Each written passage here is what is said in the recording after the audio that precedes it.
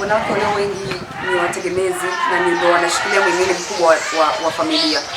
Hivyo tukachukua jukumu la kuhakikisha kwamba tunawawezesha hawa wanawake ambao wanategemewa na familia zao kiuchumi, ili basi waweze kujikomboa wenyewe, lakini pia waweze kusaidia familia zao.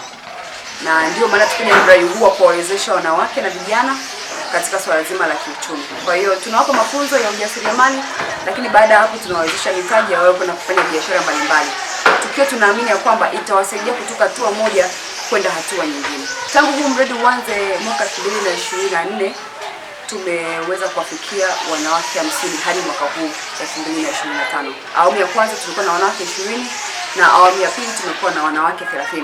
Changamoto zipo ambazo tunakutana nazo katika kuwawezesha wanawake hao, lakini tunaendelea kuwatia moyo wasikate tamaa na wawe na ujasiri ya kwamba wanaweza kufikia malengo yao. Matarajio yetu ni kwamba wanawake hawa watatoka hatua moja kwenda hatua nyingine kiuchumi, lakini pia kutakuwa na jamii huru na jamii salama ambayo tunaamini kwamba jamii inaanzia katika ngazi ya familia. Kwa hiyo tunapomwezesha huyu mwanamke katika familia yake, tunaamini pia jamii nzima imewezeshwa.